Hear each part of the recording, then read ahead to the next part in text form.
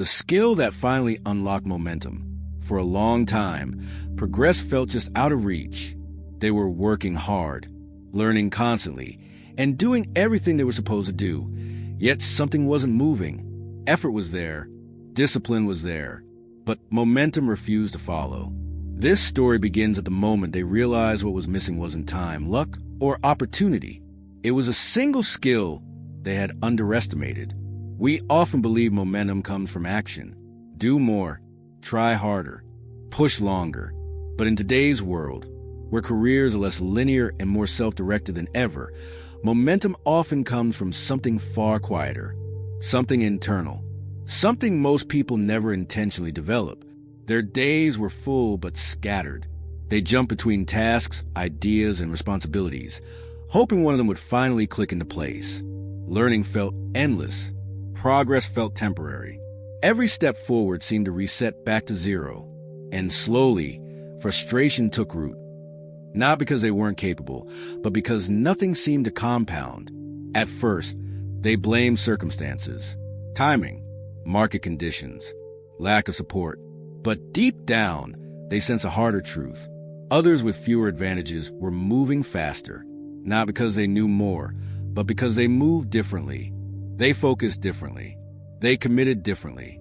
The realization arrived during a simple moment of observation. They noticed someone else working with a calm, deliberate intensity, not rushing, not multitasking, just applying attention with precision. The result wasn't louder effort. It was consistent progress. Momentum built quietly, almost invisibly. That contrast stopped them cold. They saw themselves clearly for the first time. Busy but fragmented, motivated but unfocused, capable but scattered. The missing piece wasn't talent or ambition. It was the ability to concentrate effort long enough for results to compound. That was the moment everything changed. They didn't need a new plan. They didn't need more ideas. They needed to master one skill, the skill that turns effort into momentum. And learning it would redefine the way they worked, built, and moved forward from that day on. Once they recognized the pattern, it became impossible to ignore.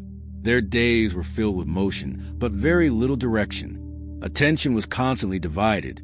Messages, meetings, ideas, possibilities pulling them in every direction at once.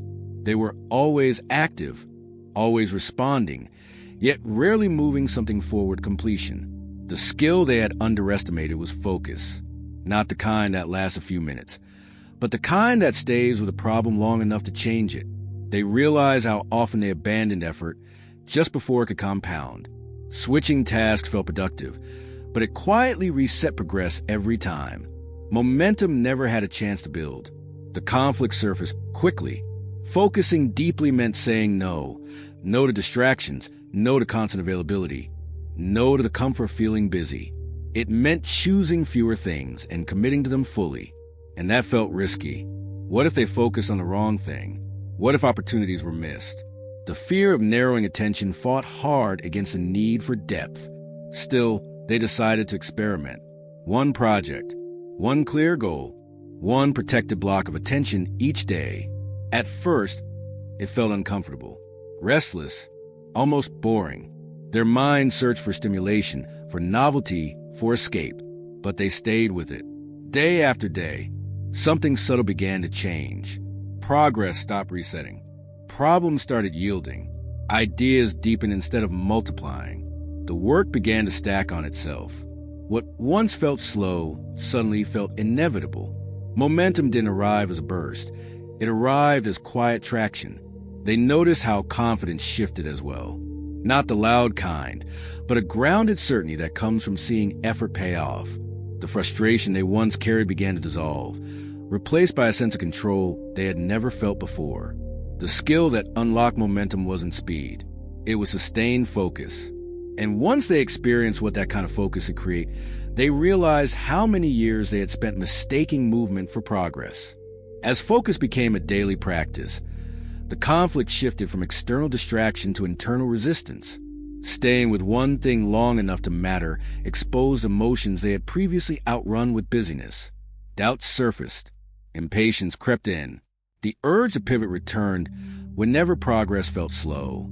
Focus demanded emotional discipline, not just attention. They discovered how deeply uncomfortable it was to sit with unfinished work, to resist the dopamine of starting something new, to tolerate the silence that comes when there's nothing to react to. Focus removed the noise, and in doing so, it revealed uncertainty they had never learned to face directly. The tension peaked when results stalled temporarily. Effort was consistent, but visible outcomes lagged behind.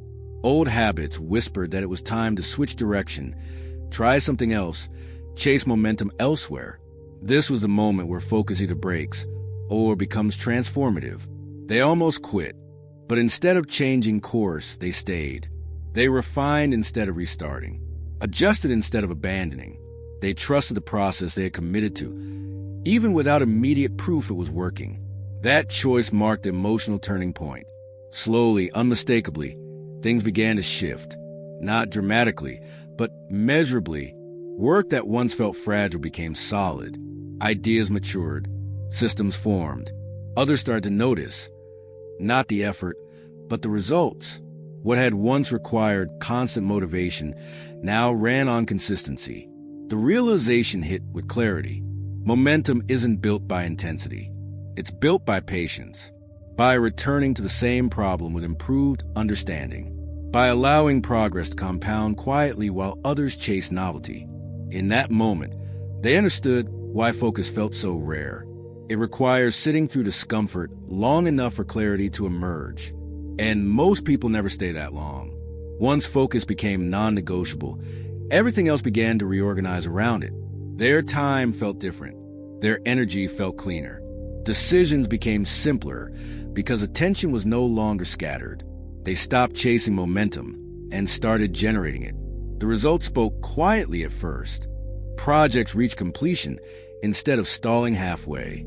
Skills deepened instead of plateauing. Opportunities didn't arrive faster, but when they did, they were easier to recognize and act on. Focus had sharpened their sense of what mattered.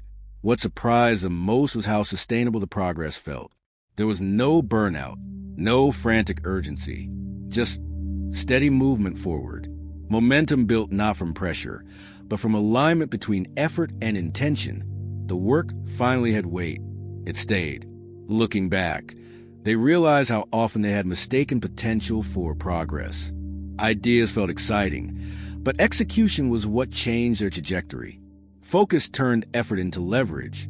It transformed scattered ambition into something powerful and reliable. The skill they once overlooked became the foundation of everything that followed, not because it made work easier, but because it made work meaningful. It taught them how to commit, how to endure the slow middle, and how to trust progress they couldn't yet see. And that is the quiet advantage most people never develop. In a world addicted to speed, focus becomes rare. And because it's rare, it becomes valuable. If you can stay with one thing long enough, momentum will meet you there. Sometimes the smallest shift in perspective becomes the beginning of a new future. The skill